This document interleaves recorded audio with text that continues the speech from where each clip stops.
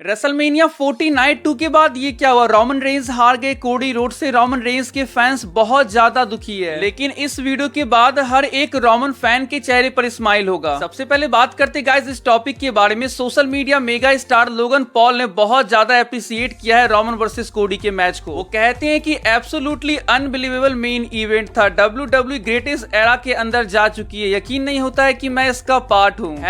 #Paul Levesque era यानी triple H का era कहते हैं। आज का main event Cody Rhodes versus Roman Reigns एक ब्लड लाइन रूल्स मैच था, लेकिन कुछ ज्यादा फायदा हुआ नहीं इससे रोमन रेंस को। ब्लड लाइन के मेंबर्स बारी बारी आते हैं, कोडी को पीटते हैं और जाते हैं। जाते नहीं है गाइस, भगा दिए जाते हैं और बुरी तरह से उन्हें मार भी पड़ती है। जिमी ऊसो आते हैं रोमन की हेल्प करने के लिए, तो जिमी ऊसो को संभालने के लिए जे ऊसो आ जाते हैं। अपने सोलो सिक्वा के आने के बाद वो कोडी को डिस्ट्रॉय करके रख देते हैं, लेकिन कोडी रोड्स हार मानने का नाम ही नहीं ले रहे थे। सोलो बहुत गुस्से में आ जाते हैं। वो कोडी को कंप्लीट डिस्ट्रॉय करने के लिए जा रहे होते हैं कि उनके पुराने दुश्मन जॉन सीना यहाँ आ जाते हैं। सीना सोलो से अपने समवन स्पाइक का बदला लेते हैं कमेंट्री डेस्क पर एक एटीट्यूड एडजस्टमेंट उन्हें लगाकर, लेकिन सीना को ठिकाना लगाते हैं हमारे द फाइनल बॉस रॉक। सीना को रास्ते से हटाते हैं तो सेथ रॉलिंस अपने शील्ड के म्यूजिक के साथ आ जाते हैं, लेकिन सेथ रॉलिंस का भी काम तमाम हो जाता है। फिर आते हैं डेड मैन। अंडरटेकर यहाँ खत्म करते हैं रॉक को, और अब यहाँ सारे ब्लड लाइन के मेंबर्स ढेर हो चुके थे। गाइस ये देखो, अंडरटेकर के रॉक को चोक स्लैम लगाने के बाद जब लाइट्स ऑफ होती है तो अंडरटेकर किस तरह से दौड़ते हुए वापस जा रहे होते हैं। तो गाइस क्या यहाँ सारी गलती अंडरटेकर की है? अगर उनका इंटरफेरेंस नहीं होता तो रॉक की वजह से एक बार फिर से रोमन रेंस अपनी चैंपियनशिप को रिटेन कर लेते। लेकिन सच तो ये है कि गाइस रोमन रेंस को इस मैच में हारना ही था। मैच हारने के बाद गाइस रोमन रेंस बहुत ज्यादा इमोशनल थे, शायद वो रो रहे थे, लेकिन क्या आपको पता है कि वो खुशी खुशी इस मैच को हारे हैं? पहले बात करते इस 3 रीजन के बारे में क्यों रोमन रेंस हार गए कोडी रोड से। नंबर 1 गाइस, रोमन रेंस एक पार्ट टाइमर सुपरस्टार बन चुके हैं, लेकिन कंपनी चाहती है एक फुल टाइमर सुपरस्टार जो कि अपने कंपनी को प्रॉपर रिप्रेजेंट करे एंड रेगुलर शो पर अपीयर हो। कंपनी रोमन के बाद अपना नेक्स्ट फेस खोज रही थी, जो कि कोडी रोड्स एक परफेक्ट सुपरस्टार थे। कोडी में वो सब कुछ है, वो माइक पर अच्छे, लोगों के फेवरेट है, इन रिंग स्किल तो उनकी कमाल की है ही। नंबर 2, कोडी की जो स्टोरी थी वो फिनिश होना जरूरी था। स्टोरी ये थी कि डस्टी रोड्स कोडी के डैड इतने बड़े सुपरस्टार थे, सब कुछ अचीव किया उन्होंने WWE में सिवाय एक चीज के WWE चैंपियनशिप के। तो अपने डैड का वो सपना पूरा करना था, ये था सेकेंड रीजन। नंबर 3, अगर इस बार भी कोडी रोड्स रोमन से हार जाते तो उन्हें कभी रोमन से फाइट करने का दोबारा चांस नहीं मिलता, और WWE ने जो कोडी में इतना टाइम इन्वेस्ट किया है वो वेस्ट हो जाता, क्योंकि फैंस का इंटरेस्ट ही कोडी रोड्स से चला जाता अगर वो मैच को हार जाते तो ये गाइस आप लोग देख सकते हो, जब कोडी रोड्स रोमन रेंस को पिन कर रहे थे और यहाँ 3 काउंट पे रोमन रेंस के फेस पे स्माइल देखने को मिलता है, क्योंकि गाइस रोमन जानते हैं कि ये टाइटल एक डिजर्विंग पर्सन के पास जा रहा है जो कि आगे कंपनी को लीड करेगा, और कोडी में वो चीज रोमन रेंस को दिखाई दी, इसलिए रोमन रेंस पिन हुए कोडी रोड्स के हाथों हंसते हंसते। तो अब गाइस आप लोगों को जानने को मिलेगा कि आगे रोमन रेंस के साथ क्या होने वाला है। प्रेस कॉन्फ्रेंस में ट्रिपल एच रोमन रेंस के बारे में बात करते हैं। पहले तो वो रोमन रेंस को एक्नॉलेज करते हैं as the greatness of all time and also mention how he change the wrestling industry, कैसे उन्होंने रेसलिंग इंडस्ट्री को चेंज किया। अब गाइस बहुत इंपॉर्टेंट लाइन वो कहते हैं, Roman Reigns is going to go on a whole new story that's going to blow people's minds. Roman Reigns एक बिल्कुल नई कहानी पे जाने वाले हैं जो लोगों के होश उड़ा देगी। तो जो लोग भी सोच रहे हैं कि रोमन रेंस अब WWE से चले जाने वाले हैं, नहीं यार, ऐसा नहीं होने वाला है। मैंने आपको पहले ही बताया था कि हर एक अंत से एक नई शुरुआत होती है, और रोमन रेंस आगे जो करने वाले हैं वो देखकर आप लोगों को पहले से भी ज्यादा मजा आने वाला है। मजा तो गाइस ट्रिपल एच की भी हो गई, स्टेफनी मैकमैन के WWE में वापस आने के बाद वो बहुत हैप्पी हैं। यार आपने देखा सेथ रॉलिंस अपने वर्ल्ड हेवीवेट चैंपियनशिप को ड्रू मैकिंटायर से हारने के बाद रो रहे थे, और वो कुछ कह भी रहे थे, you fucking deserve it man. गाली और रिस्पेक्ट दोनों दिखाई दे रहा है। यार कितने अच्छे ड्रू मैकिंटायर चैंपियन बन गए थे, क्या जरूरत थी उन्हें सीएम पंक से पंगा लेने की। देखो यार, पंगा लेना लेकिन सीएम पंक से कभी नहीं लेना, जाके आप लोग उनकी हिस्ट्री देख सकते हो। तो गाइस डेमियन प्रीस्ट के वर्ल्ड हेवीवेट चैंपियन बनने के बाद बैक स्टेज वो ट्रिपल एच को थैंक्स कहते हैं, और वापस कहते हैं कि थैंक यू मुझ पर ट्रस्ट करने के लिए। बहुत मजाक उड़ाया गाइस ड्रू ने सीएम पंक का। अब है सीएम पंक की बारी। देखो किस तरह से वो ड्रू मैकिंटायर से मजा ले रहे हैं। गाइस ये आप लोगों ने देखा कोडी के मैच जीतने के बाद समंथा कितनी ज्यादा इमोशनल हो गई थी। रिंग अनाउंसर समंथा एल्विन जब कोडी के जीतने पे इस चीज को अनाउंस कर रही थी तो वो कितनी ज्यादा इमोशनल हो गई थी। उनके अनाउंसमेंट में आप लोगों ने ये फील देखा होगा। बैक स्टेज से ये फोटो आ रही है, देख सकते हो आप लोग कोडी रोड्स एंड बेली को undisputed WWE champion and WWE women's champion साथ में बैक स्टेज दिखाई दिए।